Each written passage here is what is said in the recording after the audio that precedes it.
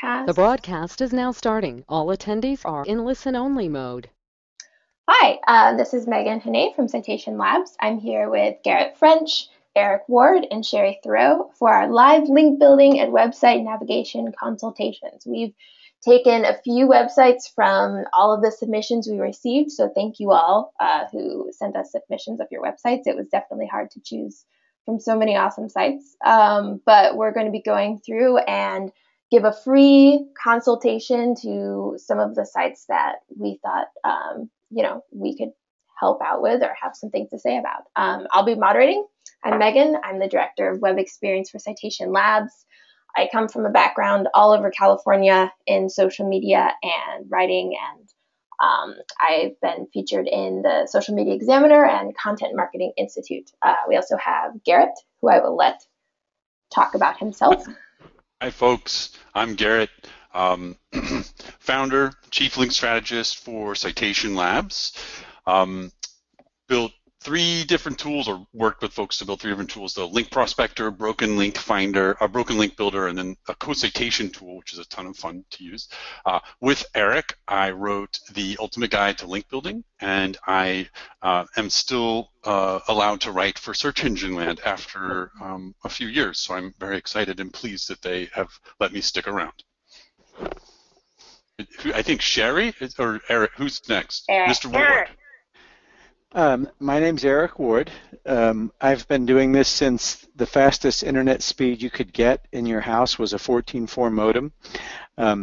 That puts me at about 1994. Actually, I'm celebrating my 21st anniversary as a linking strategist, link builder, whatever you would like to give me, how you'd like to name it.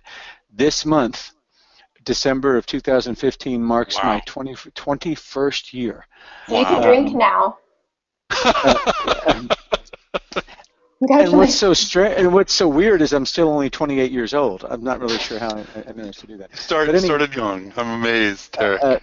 So I've seen pretty much everything good, bad, and ugly, and mostly ugly, come and go over the years. And I offer linking strategy, linking blueprint services, workshops. I publish a newsletter called Link Moses Private, which is ridiculously cheap. But the main thing I like to do, honestly, is help people succeed on the web without necessarily that meaning ranking first at Google. Because my personal opinion, based on experience that I've lived, is that you can succeed on the web in spite of Google. I'm just excited to be with Garrett, my co-author on the book. In fact, Garrett, if not for Garrett, the book never gets published. And then Sherry, who is just so wicked smart. It's intimidating to even be in the room with her. We'll talk about your heads very are cool going to stuff today, folks. Your heads will be spinning. Yeah, and if Garrett and I go silent, it's not. It's because we're not really sure what she just said, and in a new window, we're opening up a thesaurus. So anyway, I'm thrilled to be a part of this, and I'll hush now and say welcome, and let's hope that we help every one of you today, at least to some extent, before the holidays. Aw, you guys are so sweet. I'm Sherry, and it is pronounced Sherry, and Thoreau is pronounced thorough, as in complete. That is courtesy of my mother. I am what you call a rare breed. And what I mean by that is, first of all, Eric makes me feel young because I started out in 1995. So as of November of 2015, that marks my 20-year anniversary as an SEO, but I've been an information architect since the 1980s for computers, human and computer interaction. I write books, but my favorite thing to do is to teach, so I feel absolutely privileged to be with my esteemed panelists. And little things to know, I met Garrett. He used to be my editor at WebPros News. Yep. I met Eric at the first search engine conference for search engine optimization. And quick fun fact about me, I love Metallica. I love Metallica so much, I have a niece named Metallica, and we call her Tally. And she's the girliest girl you could ever meet. Well, if we're going to go that way, I like 9 Inch Nails. Yeah! We'll have a jam session after the I like webinar. both those guys. Yeah, yeah. We used to do a newsletter many years ago where we would ask people their favorite link building music. We would have people submit their favorite link building jams. We need to bring that back. That was a lot That's of a fun. really good. Oh I'll try man, to. we need to put together. Yeah, we need to put together a playlist for link builders because for me, Yeah, I mean, I've got one on YouTube. That when I'm actually hardcore at the keyboard level doing outreach, grinding. Yeah, man. and I've even told you some. I mean, the Who, the Searcher is just absolutely tailor made. Wow, If you like wow. 60s, early 60s rock, I listen love to the Who, this. the Searcher. It's the perfect song for a link builder who is desperately out So there searching high and low, trying to find the target site. It's an anybody awesome. listening, send So, us your so favorite link building music, and we'll put it in our next newsletter. Well, and send us your name, and if you want your website too, we'll put that, maybe mention that too. But we'd love to hear anybody's link building playlists. I think that'd be a lot of fun to put in the yeah. next newsletter. So as Garrett said, there's if you're on the GoToWebinar control panel, you can type in questions. Just type in your favorite link building music. But yes, thank you, Sherry. We do need to get started with our brainstorming. So for each site, we're going to take 10 to 15 minutes. I'm the moderator, so I get to tell everyone to shut up and go on to the next website. But starting with ohioquotes.com, and I will give this one to Garrett. Do you have a first thought on ohioquotes.com, and then Yeah. passing it So on to others? the idea for this, of course, this session with our panelists today is that so often it's any kind of link building ideas or new content sections of a website sort of get bolted on, and so there's so much that gets lost when it comes down to actual navigation, where should something live, etc. But I will say, and so that's why Sherry's here, and why we're so grateful to have Sherry's input on kind of the nuts and bolts of navigation and usability, and where should new content live.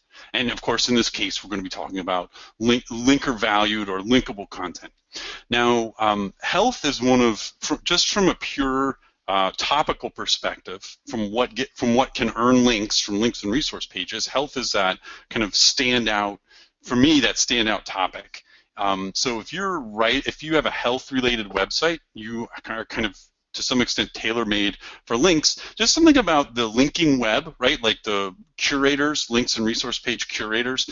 There's so many of them are health-related. We'll be doing a study on that, like what are the topics. We've got 1 million links pages that we'll be analyzing, but a lot of them are health. And so from a content perspective, from a topical perspective, this website, Ohio Quotes, is in a sweet spot. So where it's lacking, though, is on, I guess, kind of knowing who we're writing for. I don't see content that's kind of targeted or designed for a linking audience. So in this case, who's going to potentially be linking? Who would we go to first? I would design content for specific linking audiences. One would be Ohio-specific websites. And so I'd be learning the ins and outs of any kinds of special considerations in Ohio that are related to healthcare that the average consumer would have. So maybe like a consumer FAQ, but I don't want generic. I want real questions from real Ohioans. So that's Buckeyes. something. What? Buckeyes. Buckeyes. Thank you. That's kind of a starting point. I would be also looking at when and where do Ohio local government websites link out to health-related information. And I'm going to take that as kind of a litmus, or not a litmus test, but as kind of a test or kind of an overview of what is great Ohio health content. Because how is it written? What does it look like? What does it help people accomplish? How is it sort of, who are within this whole topic of health? Who are the audiences that this content is split up for? Is it seniors? Is it people with disabilities? Is it parents? Is it written for children? So there's going to be a lot of different ways to slice and write about Ohio Health, and lots of different audience sort of subsets there. Now, the reason why we think so much about audience is that quite often links and resource pages and blogs and websites, they target audiences. And so if we're writing and serving these types of audiences, we're more likely to get a link. So I'm overall, is this our blog? This is, Yeah. I'm not sure. This is interesting. Changes to expect. I still feel like, I guess a blog kind of is the right place for that, but that type of help for the visitor, for the site visitor, should kind of be its own section of the website, I feel like. So if I have a section on the site that is like Healthcare Change Watch in Ohio, and it is its own blog, let's say, that, and it's updated regularly with the changes as they happen, and kind of news and, you know, emerging stories on Ohio healthcare, that's going to be linkable within the Ohio market. I would assume. I would say it's worth testing from a link building perspective.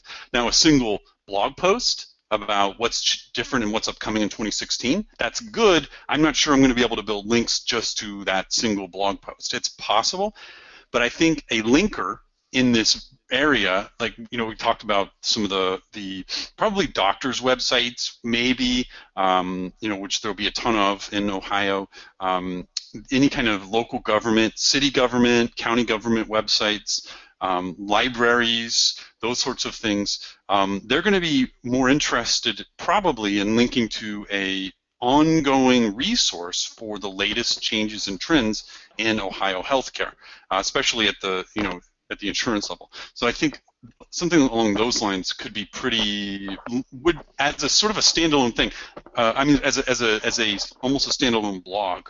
And I think, you know, Sherry could probably talk more about, you know, from a latest news perspective.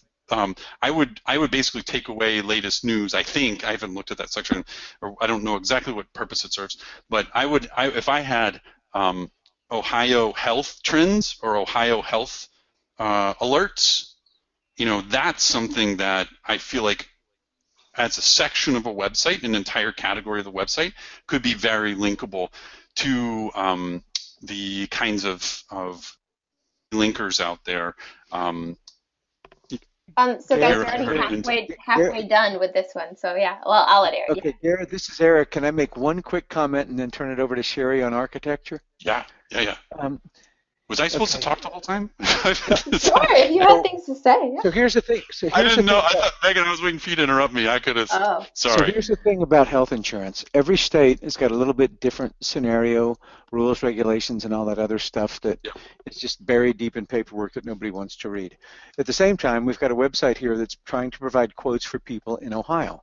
Now, one of the things I'm going to look for as a link builder who has to conduct outreach is, first thing I'm going to do is I'm going to ask the client, what is it that you're after? Do you want click traffic? Are you trying to improve your organic search rank? Do you want a little bit of everything? And what I'm going to try to steer, when I look at any client's website, when I look at this website, one of the questions or dialogues I'm having with myself internally is, do I have anything here that will allow me to earn what I would consider to be a truly authoritative link? And because of experience in this particular field and knowing that it can be done, the first place I'm going to suggest, if the client is interested in organic search rank, is you've got an affordable Ohio health insurance plan. Think about how many different universities, and I'm not just talking about Ohio State, I'm talking, there's probably 30, 40, 50 different junior college, four-year college, there's plenty of colleges and universities. And you know what universities have on their web content, especially within their student living and for the senior student? Most university websites have that content that is making the transition from college to real life, which means that's kind of code speak for, hey man, dad's about to quit paying your insurance. It's on or you. Mom. Yeah, or mom. So what a great opportunity to create content for that specific audience that says, among the things as we start to plan our finances and start our new life with our nicely new minted degree, believe it or not, now it's time to start looking at things like health insurance. And here are your various options, whether it's a high deductible plan, a health savings account, or whatever you want to call it. So creating a page that is specifically designed to resonate with the college audience, so that when you go and reach the administrators of those pages who are maintaining those pages that are designed for tips for the new graduate, and every university has got that page, and every university has got that page and typically has a section about all of the things that suddenly you're on your own for. In my opinion, I would go to affordable health insurance plans, and my suggestion to them would be that they need to have a section that, or a landing page with a distinct URL, and that's where we get into architecture with Sherry, where, so that Garrett, when you and I are going out to, whether it's Ohio State or whether it's any other university at all in the great state of Ohio, like we identify somebody at whatever it is, Ohio, if there is such a thing, Northwest Eastern Ohio State Technical University, and they have a web page there that says advice for the soon-to-be grad, you know, whether it's finding a new apartment to live, interviewing for a job, moving across country, being responsible for your own health insurance. All of these things I've seen them on web pages. So if you were to create content on here that specifically was designed to help Ohioans who are students about to graduate, to be able to help them solve that problem and recognize that it's an issue that they need to face, suddenly you've got a linkable asset that's going to resonate with that university editor who has to maintain that page. Now the question becomes, where do you put it? And that's a great entree for Sherry to discuss architecture. Yes, it is, and those were really good tips, guys. Because I'm in Illinois, and believe me, even though Illinois is not, just a hop, skip, and a jump to Ohio, the healthcare plans are very, very different. So there's a reason that we picked all of these websites, and I can tell you one of the reasons we picked this one. I can tell you from a page architecture standpoint, the allocation of screen real estate is really, really done well. We're going to come up on a website that the majority of the screen is a big honking picture, okay? And if you ever, there's so many books to buy. Of course, I own Garrett's book. Need to sign it. But one of my favorite books is called Eye Tracking Web Usability by Jacob Nielsen. And the thing about that book is it tells you and shows you with actual screenshots what people look at and what they ignore. And what this site did well is they made the feature image about the right size. And they made the navigation bar legible. So the only thing I would do is bump up this font just a little bit. And the amazing thing about this site is I know, having worked in health insurance for many, many companies, that when people look for health insurance, they're not going the types of health insurance. I don't know the different types of health insurance. You know, the Medicare people, they don't know the different types of health insurance. So the smart thing was they have it broken by individual and family, Medicare, short-term, and self-employed. Great. That's what people do when they see that. That's me. Watch me. Click, click, click, click, click, click, click, click, click, click, click, click, click. Okay. During a usability test, I would get what's called the WTF expression, and the wrinkled eyebrows, pursed lips. I'm not going to let that slide. I'm sorry. I'm not familiar with this term. Could you please say what it is? I'm kidding. WTF. It's the number one thing I hear during usability tests. Okay, and I'll just Google so you know, this is where the architecture got off to a great start, but then it stopped.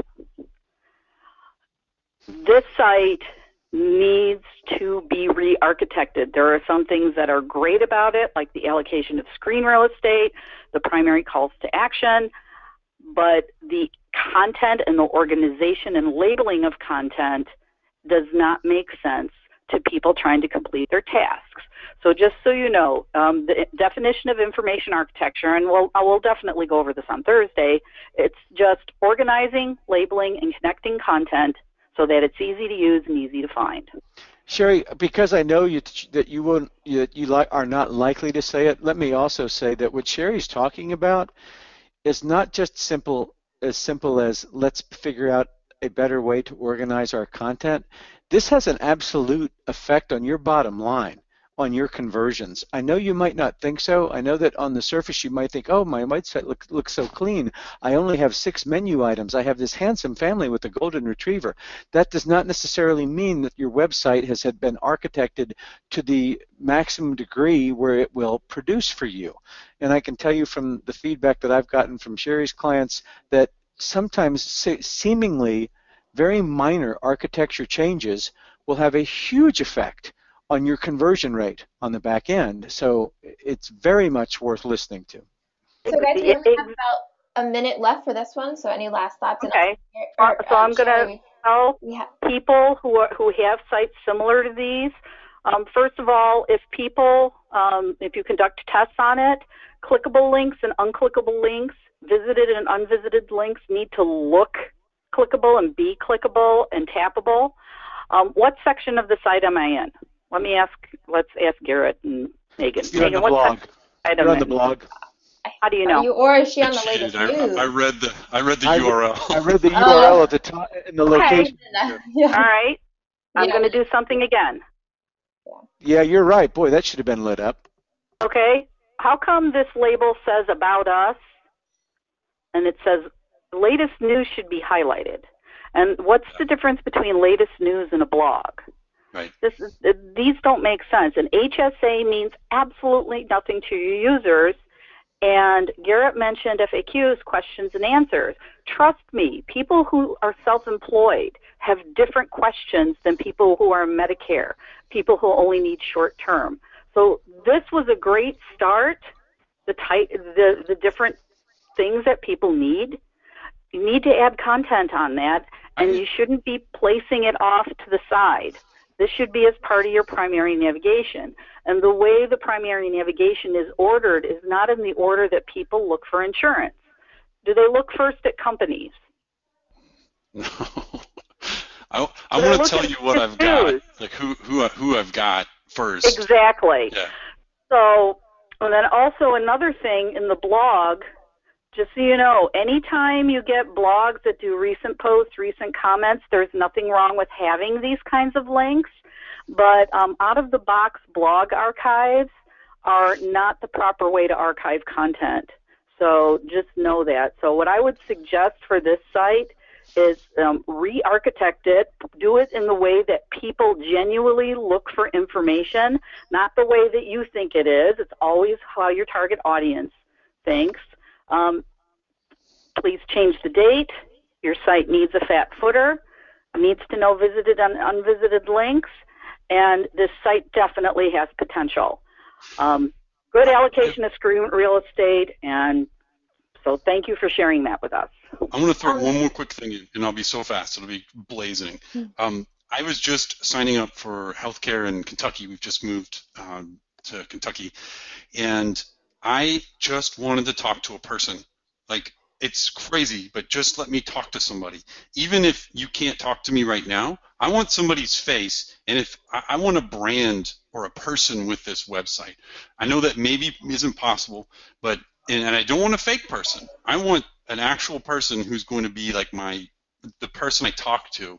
Ideally, that's what I'm kind of have a longing for after. And this was this morning. I was trying to do this morning. I was like, please, just let me talk to somebody. It's so hard to get in touch with anyone. Now, even if I'm not actually going to talk to them today, but I still have someone's face. This is Bob. I'll get back to you in a few days or whatever to answer your questions. But I want some kind of sense that some kind of expert is going to help me. Now, I know this is a lead gen site, and that might not ever be feasible or possible, but that's what I, as a consumer, had a longing for just this morning. Okay, done. And just look at this. And so here's About Us. So notice there's no About Us section. Here's our buddy Ed. Ed Harris.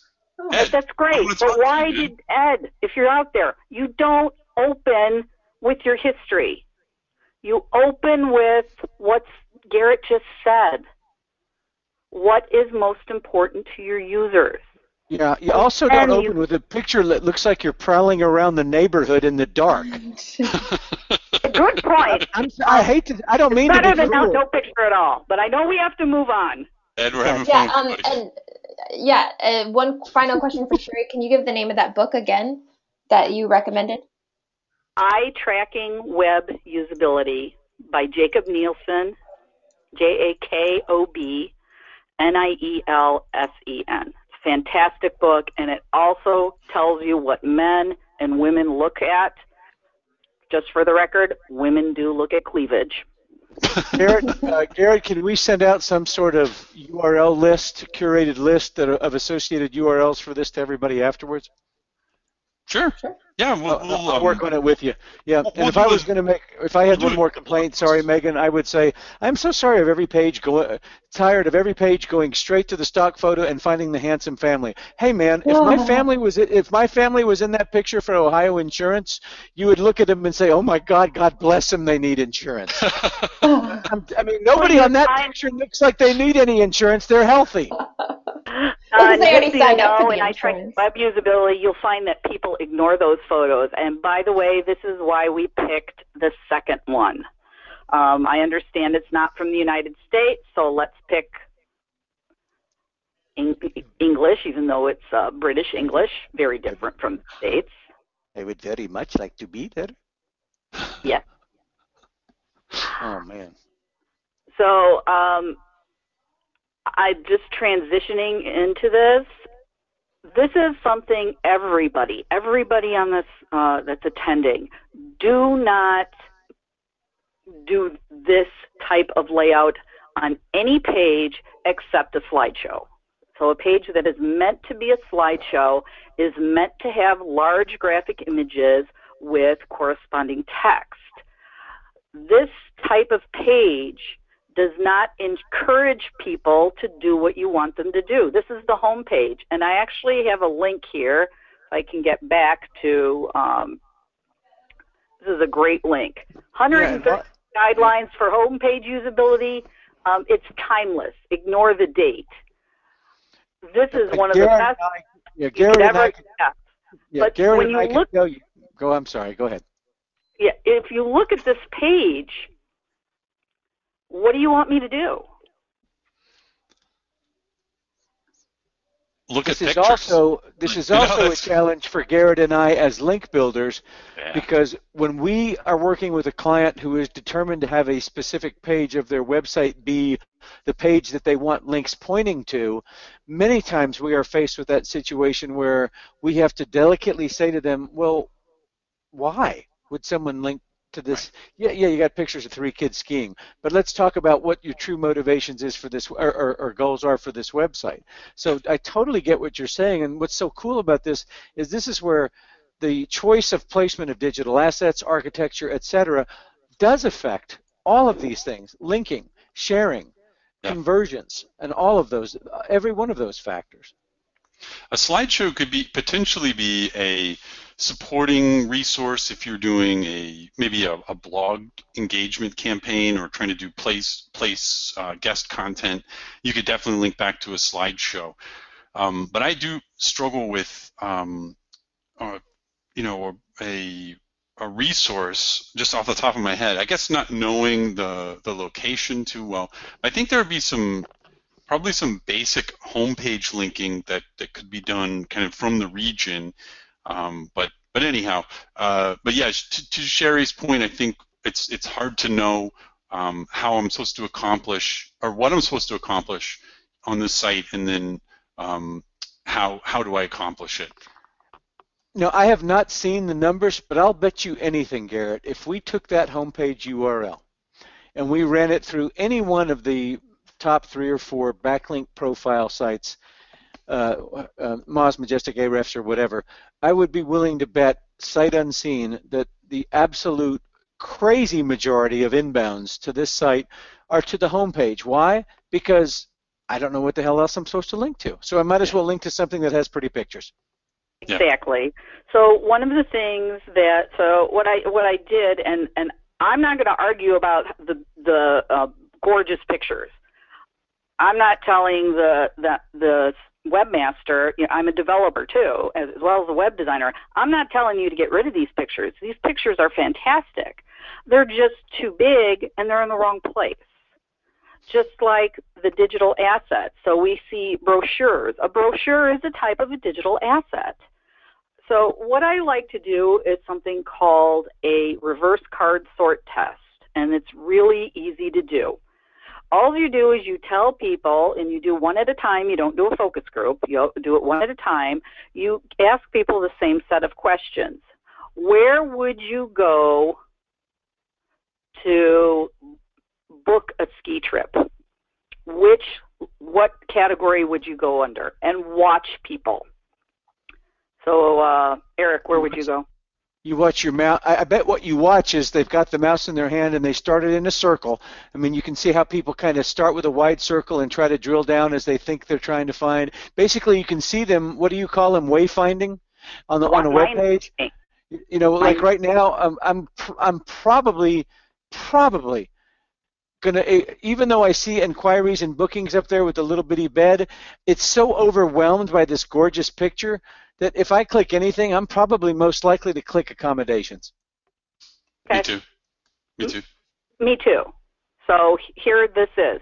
But just so you know, during usability tests, we see people go to accommodations. We see people go to winter. We see people go inquiries and bookings. And Don't you think we're that's on the homepage. What's amazing is, why isn't inquiry and search visible? Isn't that the most desirable call to action you want people to take? And it's hidden. And if a person can't decide whether I go to inquiries and bookings, accommodations, or winter, it means the site architecture is off and the labeling system is off. Summer and winter are seasons, accommodation and service. Where would you look for a press release? Oh, good grief. And look at how small that call to search is up there with the magnifying glass. I can't even see it. Right. So, and on a mobile device, that would look terrible. But look at this. What do these icons mean?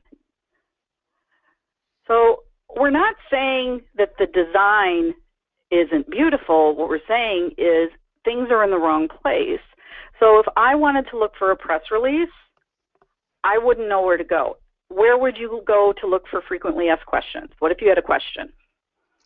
Honestly, me, after all the years online, I'd click the search box and then type press releases. You know and probably be disappointed. I commonly see people do this. They look in the fat footer and they look for the sitemap or the site index. And please note that they're all. To me, that's a fail. If someone has to go to your sitemap to find what they need, I mean, sitemaps are great, are very helpful, but to me, that's an indication that your website's confusing. Exactly, and so that's why we picked this. Just so you know, where do you put the digital assets? Is the site categorized properly? Are the pages laid out so people can find the digital assets? And they're not. So I wouldn't think to look under winter for family holidays. And I'm not just talking about me. I'm talking about people who are in Europe or in the United States who want to book something. Garrett, if this client comes to you and says, I want to hire you for link building, and you look at this website, my hunch is that inside you're like, oh my gosh, you've got tremendous amount of things that could be linked, but you've spread them all around so much that I'm not sure where speak to this architecture from a linkability standpoint. Oh, sure. I want to know where people are linking already, and it's I see in Majestic they have a page, their blog page has about 49 links pointed to it. Now it's in German, I presume. I don't know what language this is actually. It might be Austrian, but I did notice that they're not, apparently, as far as I can tell from SEMrush, targeting U.S. search traffic. their traffic in Germany is much. So there's about 11 a day in the U.S. and about 10,000 a day right now in Germany. So they're not targeting me. So then I have to learn German to be effective. But we have done campaigns in French language. Citation Labs has. So I would be interested to take something like this on. But I would definitely say a starting point would be, how do we encourage blog linking? How do we engage with the in German travel bloggers and ski bloggers who are out there? I think that's going to be probably the most effective kind of starting point.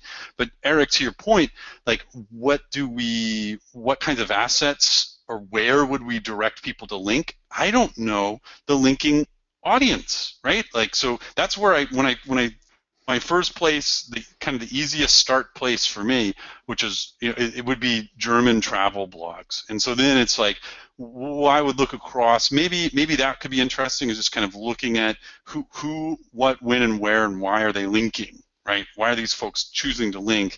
And then is there some way to engage a little more effectively with our target audience? I would look at trying to go a data route, like if there's some kind of way to tie into climate change in the mountains, like the snow levels, is that affecting anything? Kind of, is there a way to kind of have a little bit more of a global insight with any kind of data we can gather at the hyper-local level? That could be interesting. Maybe an education about the geology of the region. That could be potentially interesting to geology linkers. Whatever kinds of academic interests or academic importance the area may have, scientific importance, academic importance, how we could tie into that could be interesting. Further would be something along an economic sort of study of who are the visitors and what do the rises and falls in attendance potentially indicate about the region or about the health of the economy. Those sorts of things might be interesting, but none of them, where would they live? Possibly on the blog, but maybe not either. I really would come down to who are we going to target with our efforts. I could see if we're going to go after kind of an academic resource for teachers and educators, and then I would say it probably needs to have its own new section. It really wouldn't fit on the blog. Mm-hmm. So that's Definitely. Kind of a new audience. So my thinking would probably be, I mean, you don't have to do any of that stuff. I mean, you can absolutely just, try and weave yourself a bit more into the bloggers, kind of the ski bloggers, the travel bloggers, the mommy bloggers who just need a vacation, that sort of thing, and try and weave in with those folks. But where would all that live? I would probably be doing most of my engagement from the blog, and I would definitely be pitching, let's have a learning or resource section of your website. So we have something that's going to be interesting to linkers who may or may not be interested in skiing or travel. So, yeah. So guys, we have about 90 seconds left on this one, so last thoughts. Okay. I'll shut up unless you two guys go ahead. Oh. I can tell you a couple things. So first of all, I would say this blog is buried. The blog needs to be in the primary navigation. I clicked winter, and I had to go all the way down here to the blog. Don't hide your blog. Make sure your blog is front and center. So, and look what happens. Get back to the website, blah, blah, blah. Okay? Yep. This is not the way to link a blog to a corporate site. Blogs and corporate sites have to link contextually. So make sure that you are linking contextually. So that you have these articles linking to each other, and just so you know, I am German. Turo is a German name. And I love Salzburg too. So you have these articles linking to each other, but you're not linking back specifically to the winter sites. And also you're forcing people to scroll. So this needs to be re-architected so that the most important items appear in primary navigation. Your sitemap should not be, sitemap and site search should not be the first place people go to find things. And thirdly, for those of you who do have blogs, here's some quick tips for you. Never, never, never said click more to read here, read here, read more, read more. That's not the most important link. The most important link is this, the headline. Make sure the headline is clickable in the blog. Don't make it read more. It doesn't provide enough context for search engines as well. Please don't look at my site. I'm guilty of. I'm guilty. Please don't look at my site then, because I'm so guilty. My site's ancient. I haven't had time to work on my own site. So, gorgeous site, gorgeous pictures. They're used in the right place. Allocation of screen real estate, where your people are looking for your digital assets, they don't know. And because they don't know, that's a clear indication that site architecture and navigation needs to be re-examined. Yeah, I'd study their click rates too. I mean, not just bounce rate, but I would not be shocked if people on that website click 3 or 4 different things and then leave. Why? Because they never did find what it was they wanted. By the way, that's the #1 complaint of why people leave websites, is they can't find desired content. Okay. I'd be interested, I'm sorry, one last thought for them. I'd be interested to see blog posts from actual people if they actually run a resort. I'm not sure if they do or not, but from people who work there. I'd like a little bit more of the voice, and not that I would be able to read it, but a little bit more voice from the actual employees. Oh, absolutely. Their blog should have an Employee of the Month feature where they do an interview, because some of these people are probably highly accomplished ski instructors. That's what I was just thinking. First aid or whatever. I mean, and the other cool thing about that, Garrett, is, and this is what's changed so much since 21 years ago when I started, is if you give somebody an entire blog post that focuses on them and their ski training and why they're such a good ski instructor and what their background is, and then you give them a permanent URL, what are they going to do with that URL? Oh, I don't know. Share it to their constituency out on Facebook, out on Twitter, etc. In other words, you've turned your own employees into link builders for you. Right. Absolutely. I think that could be a wonderful way forward, to just look for who has expertise that's interesting to others, and let's tease that out. Okay. Who's up next? Same as the previous one. It's great. It's a great start. Now it needs to be fine-tuned. Right. And look, we're talking, just so everyone listening, we're talking from the armchair. We don't have any analytics data. We don't know what their KPIs are, what everybody's getting measured on. So this is, but these are, I'm not trying to diminish our suggestions either, but yeah, this is what we think could make great changes, but take everything with a grain of analytics salt as well. Garrett, but at the same time, having between the two of us probably sent out over 500,000 outreach requests for links, we also know when we're staring at, there's a lot of times that I don't need empirical data to tell me, oh crap, I'm going to have a hard time getting this linked. Yes, absolutely. Who do we have next? Yourlocalkids.com. I love this site. Eric, Megan, is it okay if I ask Eric to jump in first? Eric, we would love to have you begin. I love this site because it is so ugly. It's gorgeous. It's so ugly, it's gorgeous. It looks like it was made in 1997 for GeoCities. Yeah. I mean, they're blinking banners at me. I think both my eyes are currently bleeding. But at the same time, those are also the kinds of things that, for me, scream legitimacy. Yes. They're not web designers. They're so linkable. They're not. What they're trying to do is organize, curate, and collect and present useful information to people. And on their list of priorities, web design is kind of low. I'm not saying that they couldn't improve that, but what I am saying is, if you hand me this site I'm very comfortable with the idea of helping them create and execute a linking strategy because of the caliber of what and the passion of what I can tell that they've put together. Yeah, I'm not wild about the design, but I say I love this website because the website to me screams legitimacy. Yeah. Genuine. It seems genuine. Absolutely. Yep. But to me, I'll be honest with you. As a deputized spam cop at Google, Yahoo, and Bing, and this is probably done out of just genuinely not knowing. When I see NASA Healthcare, Suffolk Healthcare, NASA Education, Suffolk Education, NASA, this screams spam to me. Yeah, it is anchored. It is keyword. It does seem a little keyword heavy. Exactly. So why services in Suffolk County? Why this? And I might add, guys, there's a JavaScript here.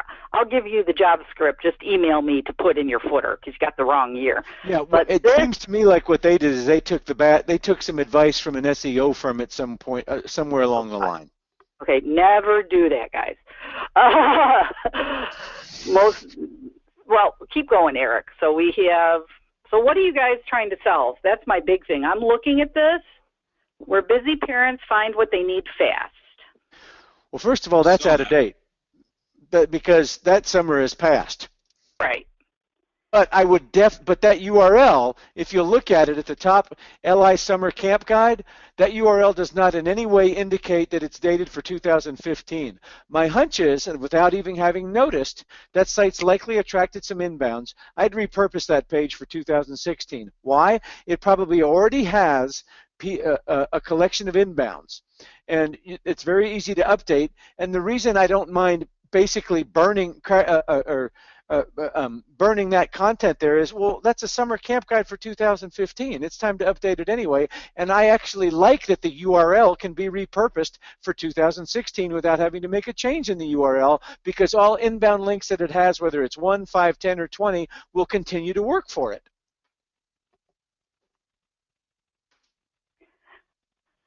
Here's something. I don't know if any of you do usability testing, but the reason I like to do usability is that people are funny, and the people that swear or curse during usability tests are always the people that you least expect.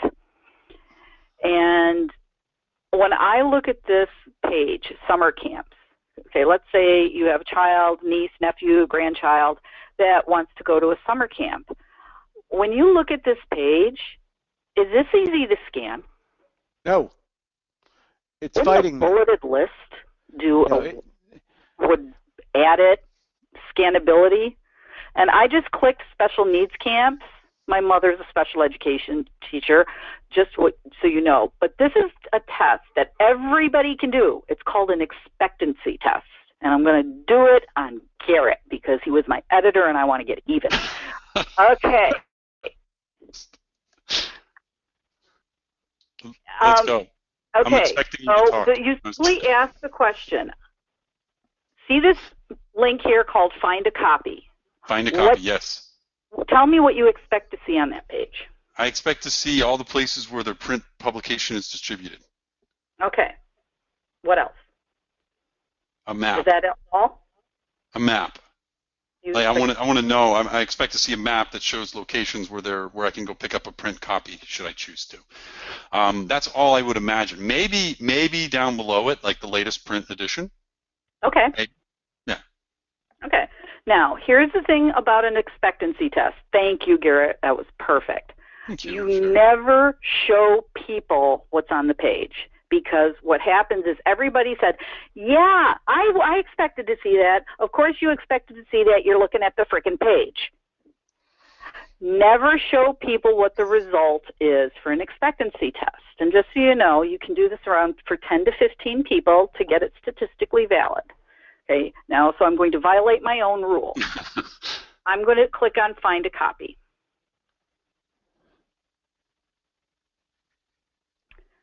Now, what did Garrett said? He said he expected to see a list of print publications and a map.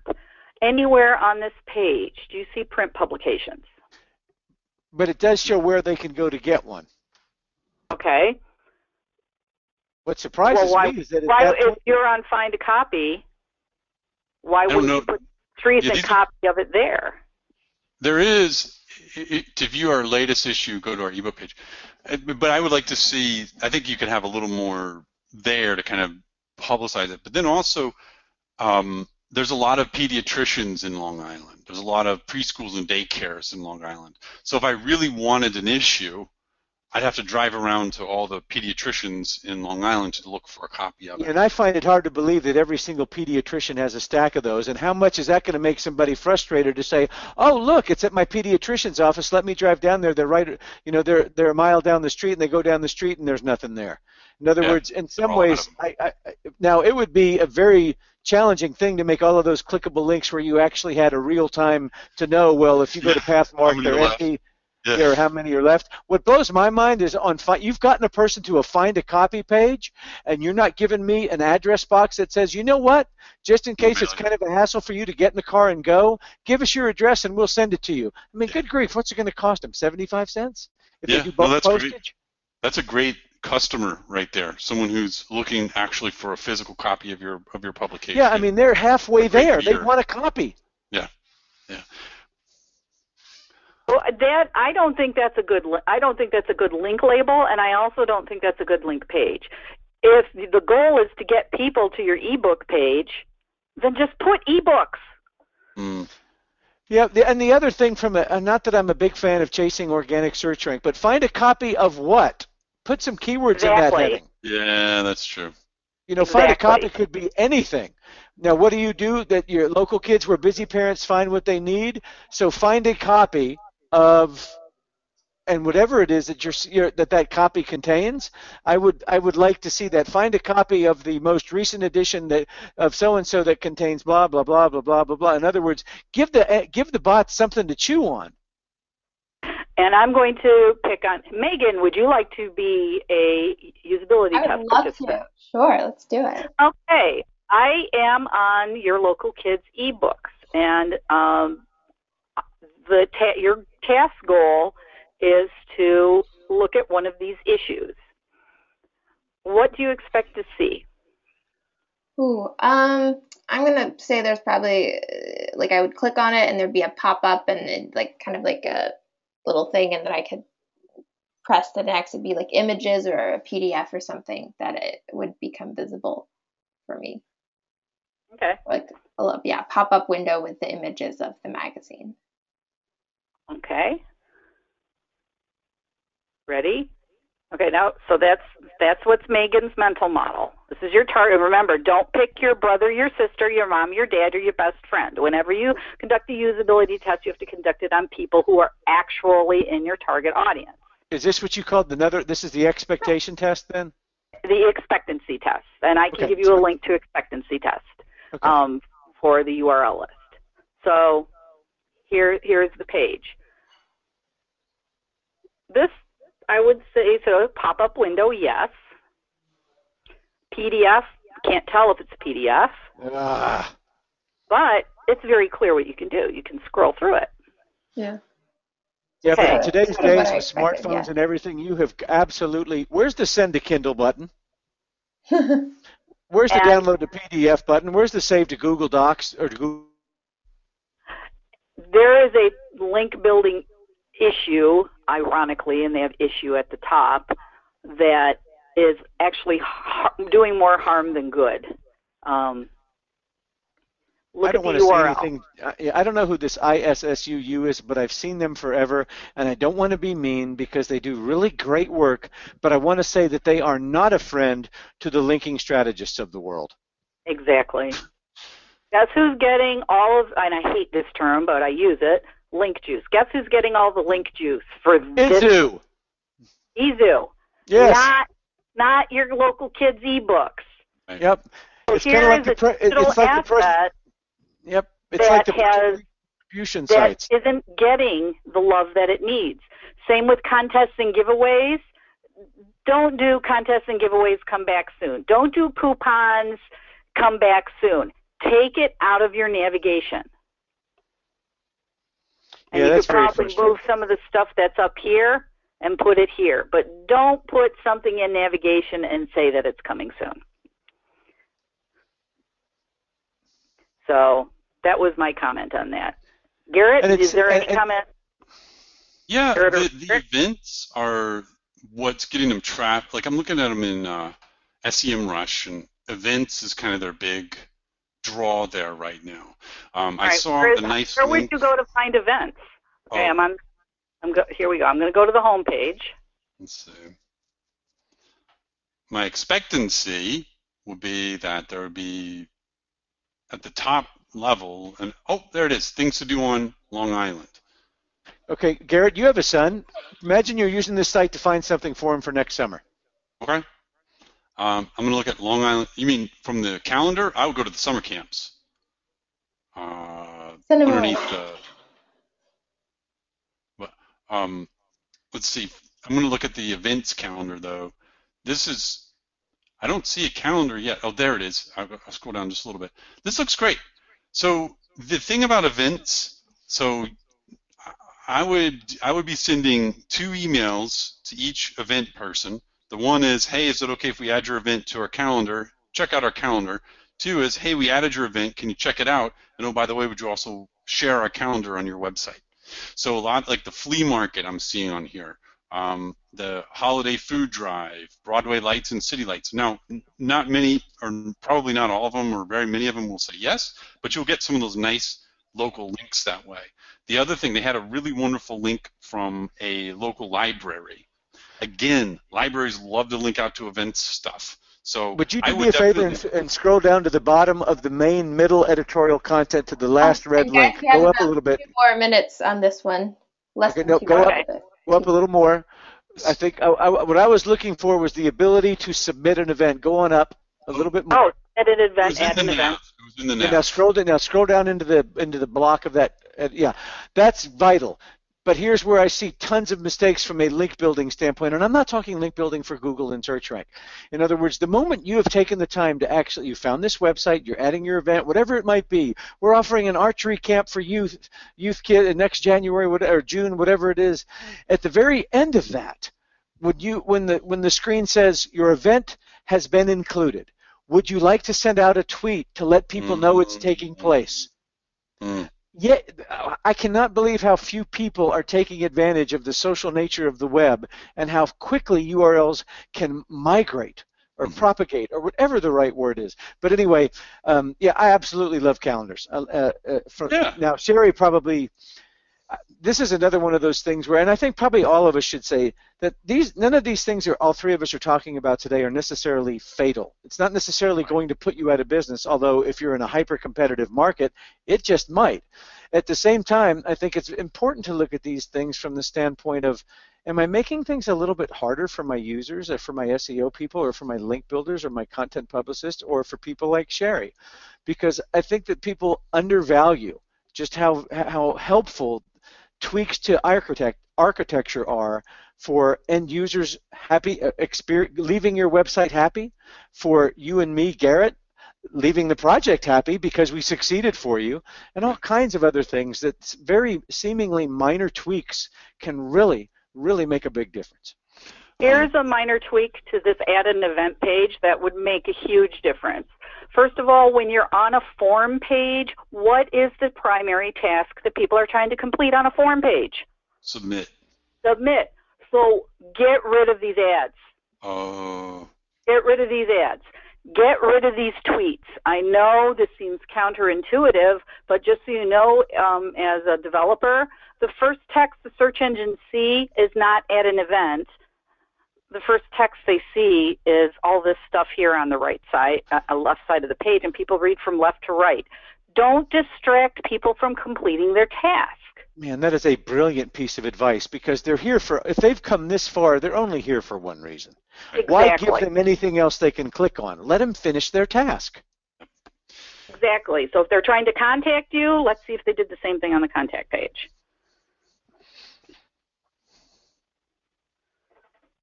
Distracting people, this is great. Phone number, email address, great. Still distracting people from completing their task. I think the conversion would go up.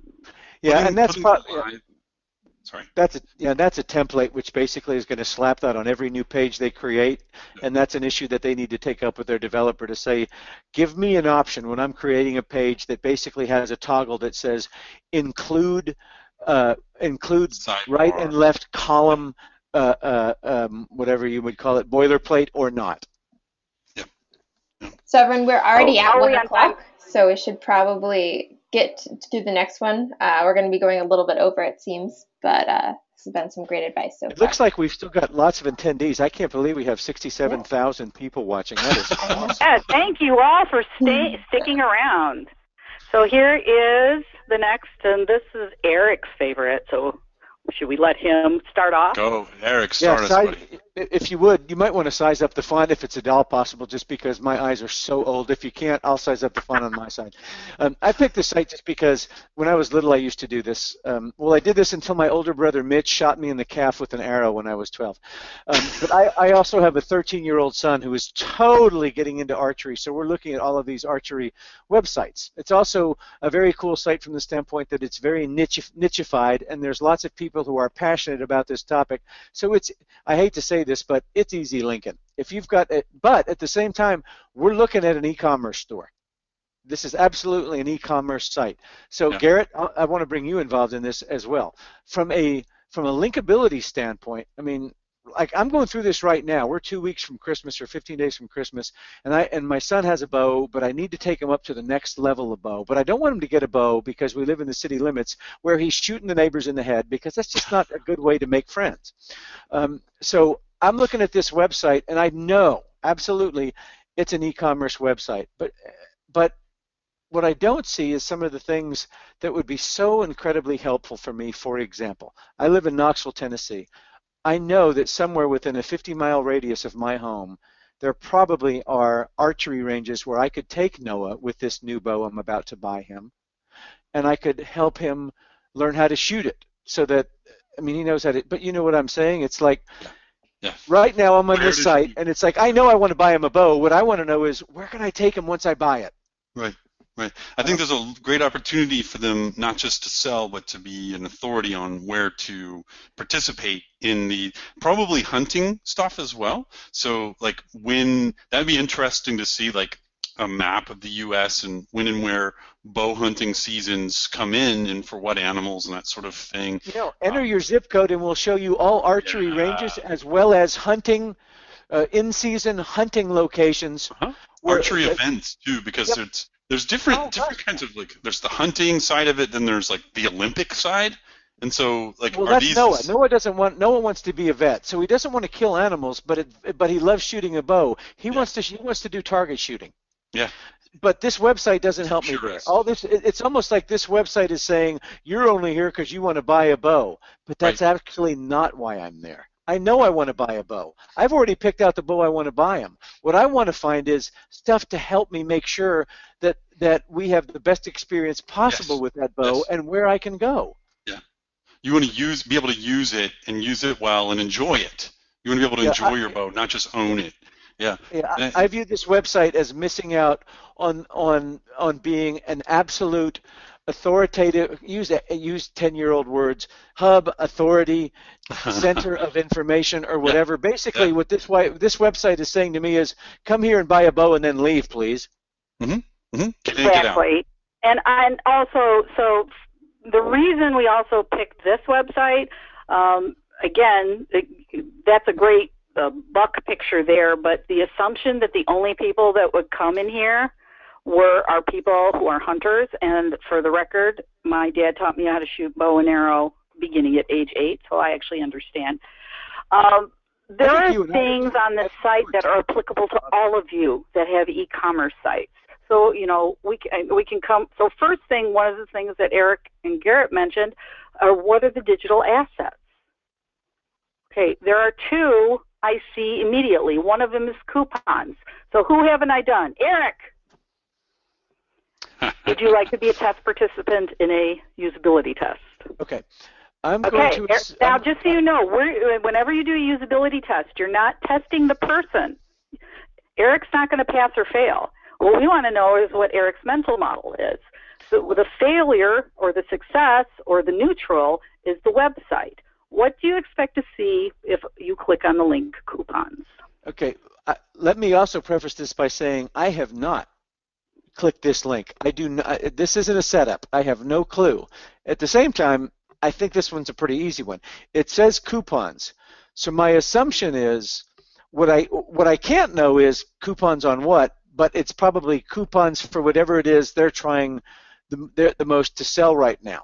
Okay. So I'm going to assume that if I click that, I'm going to see coupons that are going to tell me the percentage off and the specific product that is a percentage off. What I wish it was saying, what this site ought to be doing right now and is totally missing out on, is last minute Christmas shoppers. Where is that link? Where the heck is that link right now? Exactly. Okay, and just so you know, everybody who wants to do these expectancy tests, don't ask leading questions. Don't say, do you expect to see this? Because you're planting things in people's heads. I'm not planting anything in Eric's head. So again, normally we wouldn't show the page, but I'm going to show the page just for our audience. Oh man, was I wrong. Absolutely, in other words, this site just totally disappointed me because I was clicking it on the assumption of, cool, I'm going to save some money on the bow I'm about to buy my son. And what I really got was, shoot, they want me to sign up for a stupid email. And if I had the webcam on, Eric would totally have a what the fuck expression on his face. Absolutely. Again. WTF, please pardon my language, but usually that's here in a usability test. But this that's a great example. Any e-commerce site that offers coupons, discounts, savings, I understand that you need to do lead generation, but just know that the mental model, and this has been true since 1995 when I started, anytime you have sales, blowouts, coupons, people do not want to see this. That was brilliant. Total turn off. Yep. So my expectations were not met. You know, there's a side issue here, Sherry, that you can speak to from an architecture standpoint, and that is most e-retailers that do couponing really don't mind when coupon codes or coupons end up on the hundreds of coupon sites because they're still making money. But I can guarantee you that any coupon bot that's crawling this website and finds the word coupons, which they're programmed to be able to find, is also going to find nothing. Nothing. Exactly. Exactly. So this is a don't do that. The other thing that what I did is I went into the youth bows, which is what Eric is shopping for. Yeah, which is buried deep in the alpha list on the left. Exactly. Categories is not the proper term. What should be the page heading on this page? Should it be categories? Well, if you look at the URL at the very top of the screen where it says bows-youth-c-1391, that wouldn't be helpful. But what I would love to see is youth bows. Yeah. Exactly. So those of you who have category pages, say the category. Use the right word order. This is an architecture issue. Remember, architecture is organizing, labeling, and connecting. So a page heading is a label. A URL is a label. Sure, How else what's on this page and write an introductory paragraph. Don't make it long. Don't put a big honking image like the other places did. Make sure when people land on this page, I know that this page is about youth bows. And this is just a thing to watch out for those of you who are more technical. When you roll over something, it's supposed to stand out. It's not supposed to recede. So, and I made the text larger. So, and also you never make the link color and the regular text color the same color. Just changing this to a different color. It doesn't have to be blue as a link color would make a big difference. And the person who chose to architect the site architected this in alphabetical order. What's your best seller? Yeah, I also am old school, and I think that there's a lot of people who would honestly would agree with me. I think we've come full circle. We went through that really hip, cool, use your own clickable navigation screen. I want to know when something's clickable or not, and which means to me it needs to be underlined and not black. Right. Exactly. The other thing is if you look at the title, if you mouse over the title tag up in the tab of that, it's to the left of that. What a ridiculous title tag. Bose Youth Pipe or colon Bowhunters International Bowhunter Supply Store Archery. Bose Youth? Who's Bose Youth? Who does what? Yeah, it's not written in a language that humans understand. And search engine optimization and link building is all about people. That's a hard page for me to earn links to. If I'm out here trying to earn links to this page and I'm telling people, and I find something like the Knoxville Bowhunters Club and they have a links and resources page, and I'm sending them an outreach email that says, I'm contacting you about this website that has a youth bows collection right here, and then I send them to that URL and they don't see, and they see categories and that clumsy title tag, they are likely not to link to it. Exactly. Well, I'm going to show you a little handy tool to help everybody. It's called color.adobe.com. You don't need to hire a graphic designer to find a matching color, believe it or not. Just go into this site, try to find your hex color, and then what you can do is find the color matches. Wow. And you could find the shade of blue. So let's say this looks like this is, and just so you know, I'm a web developer, so I understand color schemes. I shouldn't have drank before this webinar. I know, you poor thing. But look at this. Analogous, triad, complementary, compound, shades.